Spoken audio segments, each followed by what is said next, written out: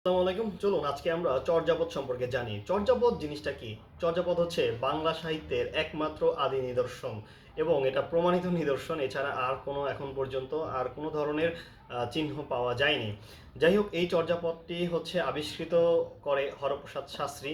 তিনি হচ্ছে নেপালে গিয়ে নেপালের রাজদরবার থেকে চর্যাপদ হচ্ছে তিনি আবিষ্কার করেন। এখানে তিনি 46টি পদ পান। ওকে। বাকি 46.5 অর্থাৎ আরেকটি পদের অর্ধেক পেয়েছেন, বাকি অর্ধেক পান, এর জন্য 46টি পদ পান। এখন প্রশ্ন হচ্ছে চর্যাপদ কি এইবারই মানে চর্যাপদ কি এর পরে কি আর আবিষ্কৃত হয়েছে কিনা? হ্যাঁ, চর্যাপদ এর পরে আবিষ্কৃত হয়েছে 1963 সালে। 1963 সালে হচ্ছে আমাদের শশীভূষণ দাশগুপ্ত তিনি 250টি পদ আবিষ্কার করেন এই নেপাল থেকে। এছাড়াও হচ্ছে আমাদের ডক্টর অসিত কুমার বন্দ্যোপাধ্যায় তিনিও হচ্ছে 98টি চর্যাপদ আবিষ্কার করেছিলেন 1988 সালে।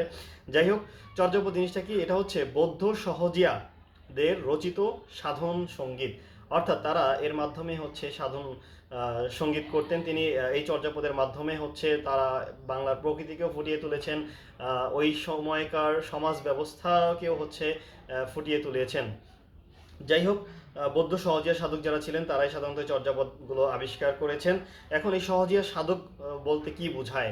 আসলে সহজিয়া সাধক হচ্ছে আমরা সাধারণত যে সাধুদের দেখি যে তারা কি করে, তারা হচ্ছে একদম ঘর সংসার ইত্যাদি ছেড়ে ঘুরে বেড়ায় আর কি। এটা হচ্ছে তাদের সহজ ভাষায় যদি বইয়ের ভাষায় যদি আমরা বলতে যাই, তাহলে হচ্ছে এখানে বলা যায় যে এক সেকেন্ড, সদ্গুরুর নির্দেশ মেনে জীবনযাপন, কাম ক্রোধ মোহ ইত্যাদি ত্যাগ করা এবং চিত্তকে শুদ্ধ করে মহাসুখ রূপে অবস্থান করা বা পৌঁছানো, এটাই হচ্ছে এই সহজাত মানে সাধন, সহজীয় সাধন যাকে বলা হয়। আচ্ছা, যাই হোক, এরপরে যাই হরপ্রসাদ শাস্ত্রী এটা কত সালে আবিষ্কার করেন? হরপ্রসাদ 1907 সালে হচ্ছে নেপালের রাজদরবার থেকে এটা আবিষ্কার করেন। আর তার জন্মসালটা যদি জানেন, 1853 থেকে 1931 সাল পর্যন্ত হচ্ছে হরপ্রসাদ শাস্ত্রী জন্মসাল। এছাড়াও হচ্ছে এই যে চর্যাপদ, এই চর্যাপদ যে আবিষ্কার করেছেন তাদের মধ্যে যে গুরুত্বপূর্ণ কিছু কবি, সেটা হচ্ছে লুইপা। তিনি হচ্ছে সর্বপ্রথম এই চর্যাপদ আবিষ্কার করেন।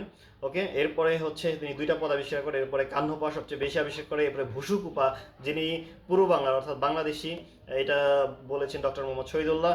তিনিও দ্বিতীয় সর্বাধিক অর্থাৎ 8টি পদ তিনি হচ্ছে আবিষ্কার মানে চর্যাপদ করেন। এখন কথা হচ্ছে, তারা যদি বাঙালি হয়ে থাকেন তাহলে তারা বাংলাদেশ ছেড়ে কেন নেপালে হচ্ছে গেলেন, অর্থাৎ তার এই যে চর্যাপদ নেপালে কেন পাওয়া গেল?